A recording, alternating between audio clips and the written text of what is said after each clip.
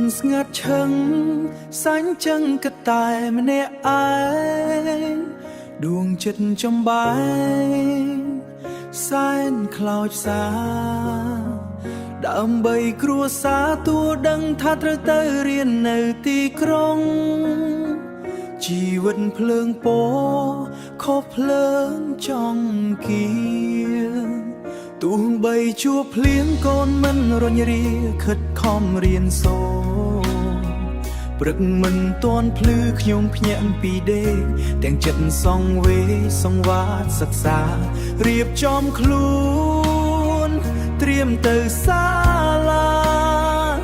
ព្យាយាមសិក្សាទាំងចិត្តមោះមុតនៅផ្ទះគេកូនខំរីរេខំធ្វើការក្នុងចិត្តគិតថាពេលចប់កិច្ចការខជួបម៉ែពុកក្តីសង្ឃឹមជាថ្មីកូនបានប្របីបាញ់ចប់បរិញ្ញាធ្វើឲ្យគ្រួសារយើងបានថ្លាថ្លៃតែក្តីសុខនេះមិនបានប៉ុន្មានកូនត្រូវរៀបប្រាណឃ្លាតឆ្ងាយម្ដងទៀតដើម្បីជីវភាពមកធ្វើការនៅទីក្រុងឆើតឆាយតែស្ដាយកូនរស់ឯកាមេតាបៃតាសុខទុកយ៉ាងណានៅផ្ទះសម្លឹងទៅផ្លូវយើងនៅឆ្ងាយគ្នាខ្លាំងណាស់ពេលមេឃមានភ្លៀងរន្ទះកូនយំនឹកផ្ទះកក់ក្ដៅកាយនៅទីក្រុងអារម្មណ៍កូននៅឯស្រុកកាយនៅទីក្រុងអារម្មណ៍កូននៅឯស្រុកស្រមៃក្បែរម៉ែពុក